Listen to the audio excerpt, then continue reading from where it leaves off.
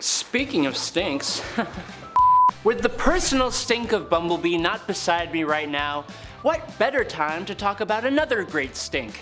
The great stink of 1858. If you're squeamish, put down your food now. I'm Adam Andrews, and today on Bumblebee we're going to talk about the top 10 disgusting facts about the great stink of London. Let's get stinky. Number 10. We are dumb. Yes, we are. Who would have thought that dumping tons upon tons of human and animal waste into a river would be perfectly fine? You see, the sewer system in London, England prior to this happening was not a good system, to put it mildly. Human poop would often be pumped into cesspits, tanks, and big old holes that would quickly fill up and run off into the streets through culverts that ran down the streets. Or the yummy wet waste would seep into people's basements and foundations, creating pockets of methane that would cause explosions from time to time. I'm really trying to understand why anyone thought this was a good idea. Maybe they just thought, nothing bad has happened yet. The advances in plumbing, including flushable toilets, literally just made the whole thing worse. All the sewage that did successfully go into the system, which was meant for rainwater, was pumped out into the River Thames, and even some sources of drinking water. I am instantly upset. Number 9. Washed away to sea. Now, to be completely fair, all of this poop, animal poop, and industrial waste finding its way into the sewers and out into the river were believed to flow directly into the ocean, where I guess they just assumed it would disperse and not be a big problem. But the real problem is it didn't actually flow out to sea. No, it actually dispersed among the river thanks to the tidal nature of said river, which meant for centuries the river was being injected with more and more and more sewage, which seeped into the ground all around the giant open sewer river that in the summer of 1858 all bubbled up to the surface thanks to the heat and released its lovely malodorous stench for all those far and wide around the city of London to sniff up. Number 8. Faraday. If we neglect this subject, then a hot season will give us a sad proof of the folly of our carelessness. Wise words from a wise man who seemed to be the main scientist who was actually trying to do something about the issue that was starting to rear its stinky head. Sir Michael Faraday was a famous scientist who performed an experiment where he dropped moistened pieces of paper into the Thames River that would sink below the surface. The paper pieces became invisible before even sinking like a couple inches down. He found that around bridges the clouds of sewage and nastiness were so thick that you could see it from the surface. He desperately pleaded with those in charge to do something, which was a few years before the Great Stink actually happened and proved him right. Just like any disaster movie where a dude tries to tell everyone to watch out and they completely ignore him. Number 7. Hot season. Like I mentioned before, the Great Stink was initiated in the June of 1858. Just as Mr. Faraday had warned of a heat wave that fell on London that directly also caused a dry spell which pretty much stopped the Thames River from actually flowing.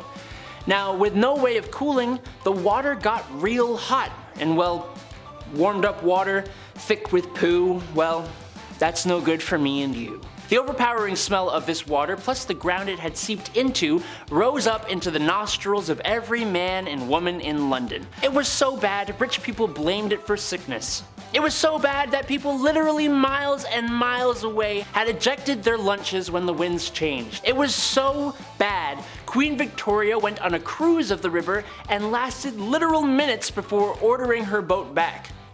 It was bad. Number 6. So what was in there? I'm so glad you asked, my little bees. Lots of stuff. See, after the river dried up and everything came up to the surface, then we could literally see what was there. Yay! It wasn't just human sewage either. Industrial waste, unalived animals, street runoff, animal droppings, the stuff that slaughterhouses don't want anymore, nasty spoiled food, and centuries of garbage. It's so yummy.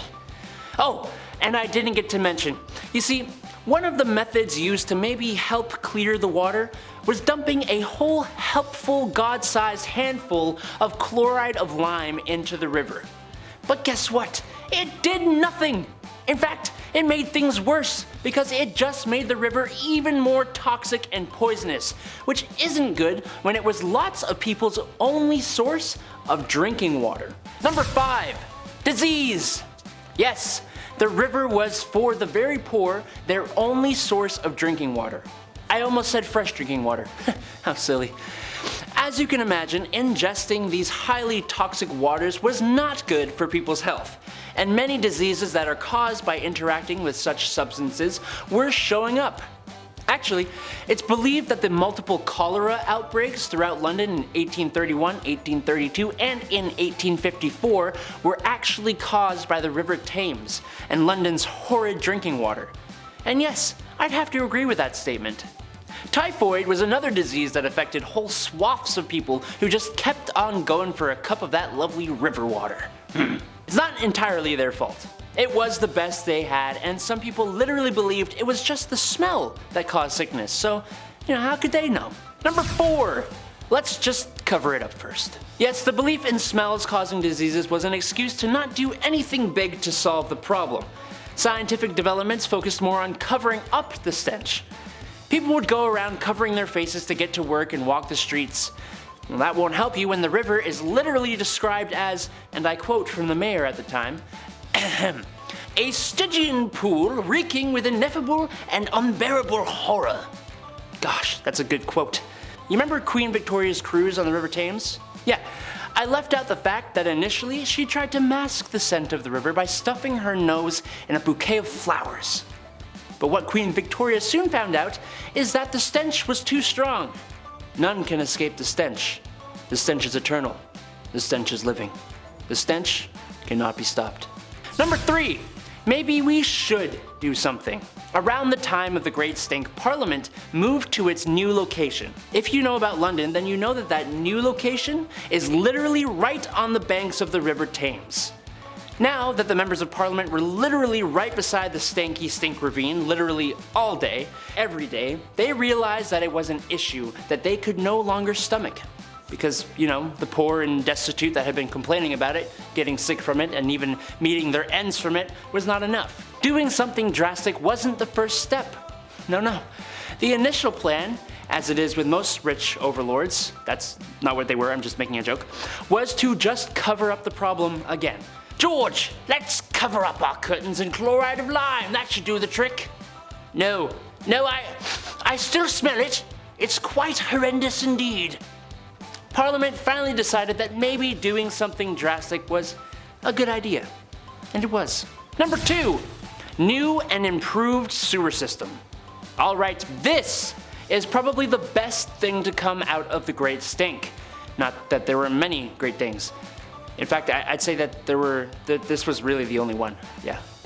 But this one thing improved many things for the lives of Londoners. Joseph Bazalgette was the civil engineer placed in charge of designing the new system, and boy, did he do a good job. He basically saved the entire city. Joseph's sewers ran parallel of the River Thames and were actually carried all the way east, where it would eventually flow out into the river again, but in a place where it actually did flow out into the sea. He also developed water treatment plants along the new sewer system to clean up the nastiness. He created embankments along the river that would help stop the waste continuing to build up even further, and he even came up with other ways for the city to get fresh drinking water that they could be using. He revolutionized the whole of London's sewers, which cost quite the pretty penny. Worth it in my opinion because they pretty much use the basis of this system to this day. Number 1, it's actually pretty clean now. Sort of. The advancements in the city's sewage and the cleaning up of the river has honestly gotten much better. So much so that in 2021, the Zoological Society of London released a report on the status of the River Thames that showed that seals, sharks, and seahorses had actually returned to the waters with the cleaner and healthier fish that also came back to these waters. I don't think that's referring to the part of the river that it's actually within London, but the nature of the river as the city's dumping ground didn't just affect the one part of it.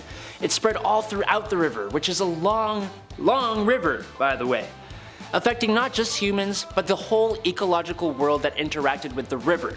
Just one of the many ways we, as a species, have kinda messed things up. But hey, we usually try and find a way to fix it. We're a work in progress, okay? Just like the cleanliness of my apartment. Alrighty folks, that's the smelly list for the day. Ended on a rather good note, I'd say. This has been Bumblebee. Don't forget to like, comment, and subscribe. Toodles! For the lives of Londoners. for the hippie.